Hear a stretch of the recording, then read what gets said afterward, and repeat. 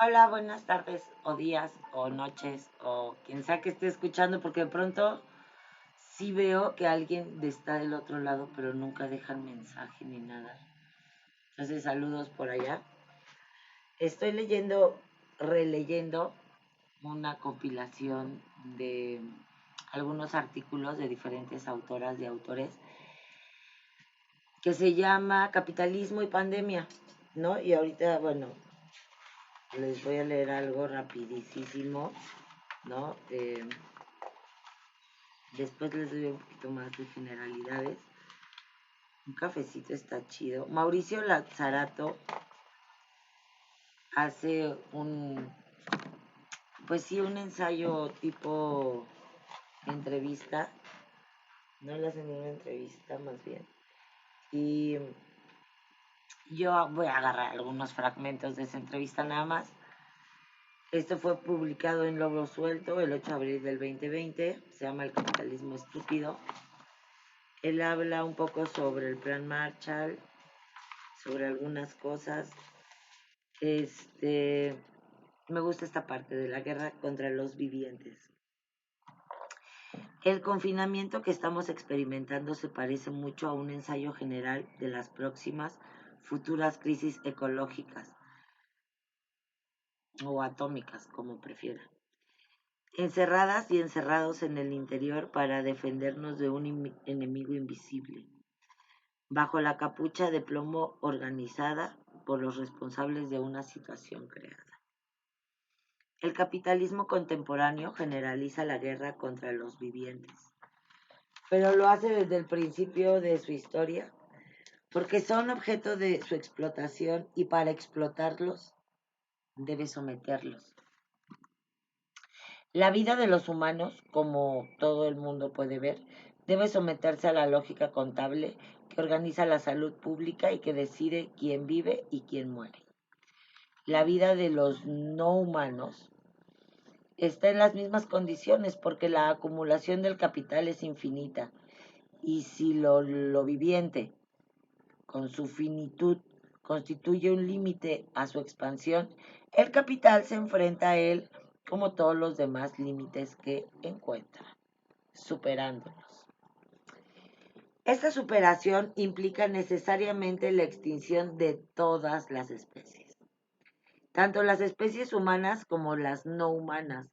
Son atractivas solo como oportunidades de inversión o solo como fuente de beneficios. A los oligopolios, nunca puedo decir la palabra, qué horror. A los oligopolios les importa un bledo.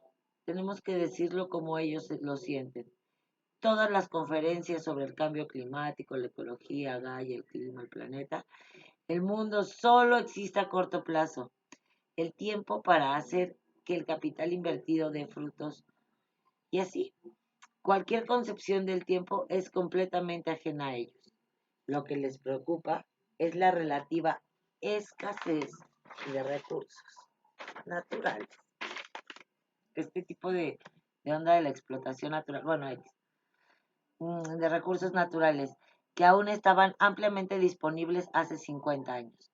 Les preocupa el acceso exclusivo a todos los recursos que necesitan para asegurar la continuidad de su producción, de su consumo, y que constituyen un prejuicio absoluto de estos mismos recursos. Son perfectamente conscientes de que no hay recursos para todos ni todas y de que el desequilibrio demográfico aumentará.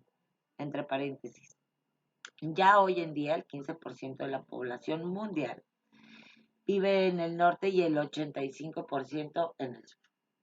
Cerramos. Lejos de cualquier preocupación ecológica, dispuestos a cortar hasta el último árbol del Amazonas, conscientes de que solo una militarización del planeta puede generarles el acceso exclusivo a los recursos naturales, no solamente están gestando otros enormes desastres naturales, sino también guerras ecológicas, guerras por el agua, guerras por la tierra, etc. Dispuestos por siempre a regular sus conflictos con el sur a través de armas. Las usan y las usarán sin dudar para tomar todo lo que necesite. Al igual que ocurrió con las colonias. África, con sus recursos, es fundamental. Los africanos que allí viven, mucho menos. Pero continuamos con el análisis del próximo desastre. Seguramente ya en marcha, siempre tras la pista de Samiramin. Bueno, después les doy más datos. Pero chequen estas lecturas que están chidas. Al parecer, la globalización ya no pone los países industrializados a los países subdesarrollados. Por el contrario, se produce una descolonización de la producción industrial en estos últimos, que funcionan como subcontratación de los monopolios sin ninguna autonomía posible, porque su existencia depende de los movimientos del capital extranjero, excepto China, entre paréntesis. Pero la polarización centro-periferia que da la expansión capitalista, en su carácter de imperialista, continúa y se profundiza. Se produce dentro de los países emergentes. Una parte de la población trabaja en empresas y en la economía deslocalizada, mientras que la parte más importante cae no en la pobreza, sino en la miseria. La financiación impone una acumulación original acelerada de estos países. Tienen que industrializarse, modernizarse, llevando a cabo en unos pocos años a lo que los países del norte han logrado a lo largo de siglos. La acumulación original trastorna la vida de los humanos y los no humanos de una manera absurdamente acelerada y altera sus relaciones, creando condiciones para la aparición de monstruos de todo tipo. La novedad de la globalización contemporánea es que este centro de distribución periferia se instala también en el interior de los países del norte. Islas de trabajo estable, asalariado, reconocido, garantizado por derechos y códigos legales, entre paréntesis, en proceso, sin embargo, de disminución continua, cierro paréntesis. Rodeado de océanos de trabajo no remunerado o barato, sin derechos, sin protección social. Precarios, paréntesis, gente precaria, mujeres, migrantes, cierro paréntesis. La máquina centro-periferia no ha desaparecido. No solo han adoptado una forma neocolonial, sino que también han pasado a formar parte de las economías digitales occidentales. Analizar la organización de trabajo a partir del General Intellect, el trabajo cognitivo neuronal y así sucesivamente, es asumir un punto de vista eurocéntrico. Uno de los peores defectos del marxismo occidental, que continúa impertérrito y reproduciéndose.